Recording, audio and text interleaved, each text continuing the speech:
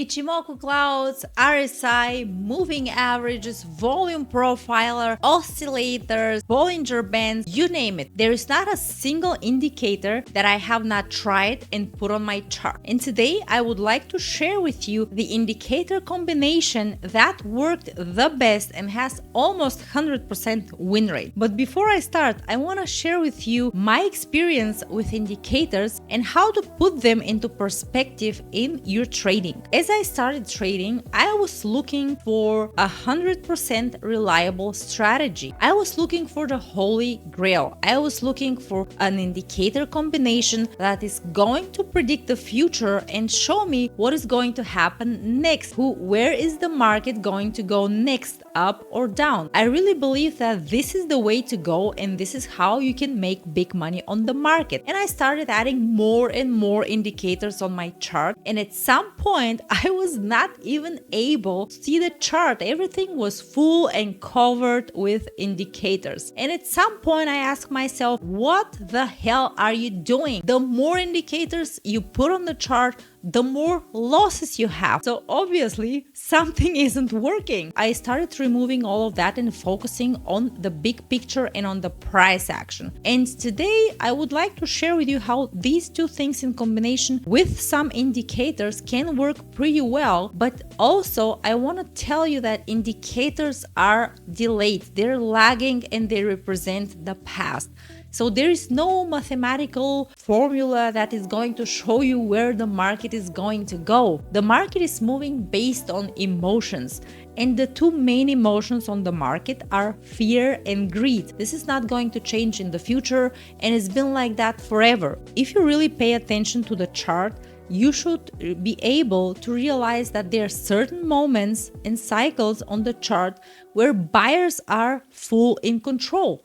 The market goes up, and even though you think everything is going higher and is overbought, it keeps going higher and higher and higher. This is because buyers are in control and we're in a very strong buying cycle. Sometimes things are switching. We end up in a distribution or a downtrend even. And even though you thought all the time, well, now finally I got the dip, and you finally start buying the dip, what happens next? The market keeps dipping and going lower and lower. This is because now bears or sellers took control and the market starts going down. So these are even more important factors in combination with price action rather than indicators. And most importantly, you must find a few markets that make sense to you and you know that you have an edge on the market. Then and only then I would put some indicator combination on the chart that can help me evaluate certain price zones for buying or selling. So what could be that edge on the market? Personally, I am a strong believer that the market is always going to go up and will continue to go up. And I'm not only believing that, I know that based on the history. As you can see on this picture and as you can see from the past, the market always bounces back up even after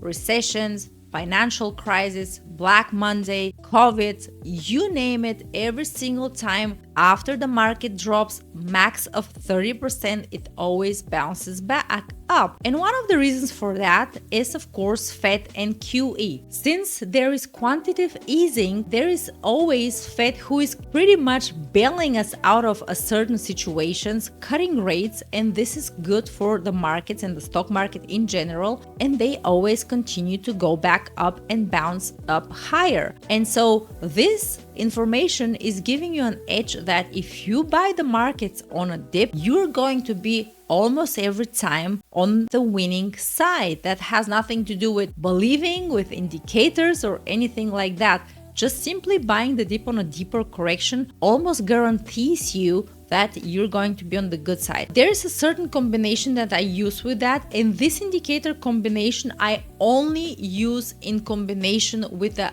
S&P 500, the Nasdaq, and a few growth stocks. You can use this combination with some of these growth names like Apple, Nvidia, Netflix, Facebook, some of the Magnificent Seven. But the best performance that I've seen with these indicators is with the S&P 500 and the Nasdaq. And there's one reason for that. The reason is the market always bounces back up. So if we have some kind of a deeper correction, we already know based on the past performance, based on the statistics, the market is going to bounce and come back up, especially after QE is involved into this whole picture. This happens every time. So that gives you a significant edge over other strategies. So let's go ahead and see how can we find these opportunities. This here is the QQQ chart, the ETF on the Nasdaq, and this is, by the way, the daily chart. So we have a few rules here. We're not just jumping in only because some indicators are crossing. We want to see the overall price action, what is going on, and some kind of a setup that is forming around this indicator combination. So only because something is oversold and overbought doesn't automatically mean you should buy or sell it. So you want to understand still the overall market cycle. If we're in a downtrending cycle, something like what we've seen in 2022, where the market is constantly selling and there are very less buyers and there's huge volatility, this is definitely not the best time to buy that.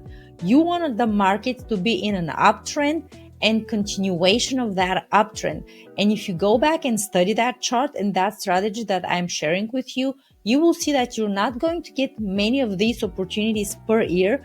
And this is basically because the market doesn't pull back a lot. If you look on the chart, you just have a few pullbacks, and I'm speaking about decent pullbacks per year. So most of the time, the pullbacks are not even around 5%. So if you have some deeper pullback around 10 or 15% or even more, this is where these indicators are going to show up. So this will mean that the price is going lower and oversold. And if it touches the 200 EMA, that's even better because this is a very, very solid support zone.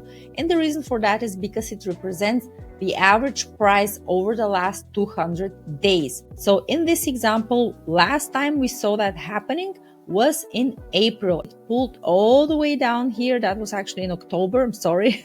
It pulled all the way back down here, touched the 200 EMA. And so what we're looking at oversold zone. So this was the RSI. It was around 30 RSI, touched the 200 EMA.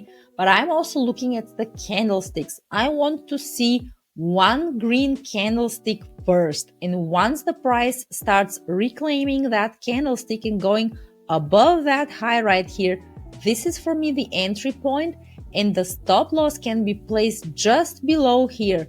So you see you have very, very minimal risk. And because you're entering in such an oversold level, your risk versus reward is going to be very, very high. This here accelerated pretty quickly to the upside. And if you held that, you could have made pretty much 10 times on your risk. So this means if you risk $1,000, you could have made, depending on your holding time, you could have made somewhere around $10,000. This is the power of that strategy. Again, you're not going to see that happening a lot because the market is not pulling back as much. But if you see a decent pullback, this is for your prime opportunity. Even here, this was an oversold 30 RSI. It didn't quite touch the 200 EMA, but it still gave us an opportunity for an entry.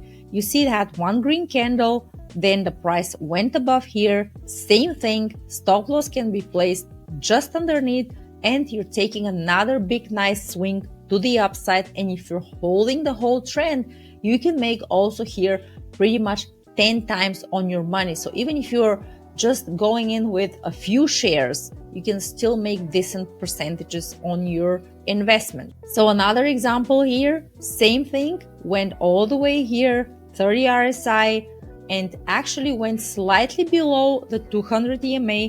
That was the Japan carry-on trade, the big sell-off on Sunday. And what it did is right after the next day, slightly went above, crossed this green candle and continued higher. So even here you had recently another opportunity to take advantage of that setup. So again, to summarize it, we're looking at the S&P 500 or the Nasdaq, the QQQ, you must be in an uptrend and you must have sizable decline. So this means you will have to see 30 RSI, the price touching the 200 EMA, and some kind of a green candlestick, and the price going above that candlestick for your entry.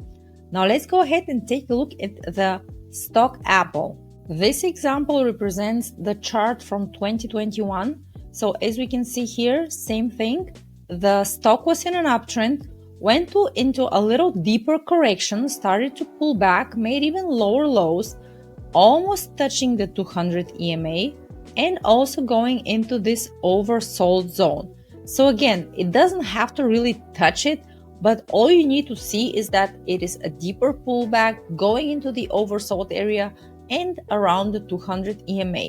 Now what happened here is red candle followed by a green candle. Your entry could have been right here above and stop loss right underneath, and it made a pretty nice and sizable bounce. Same thing here, tested the lows, went into almost into the 30 RSI, entry here, stop loss below. In this case, if you were patient, you would have risked, if you risk, let's say $2,000, you could have made more than $1,000 or $15,000 if you held for this nice move.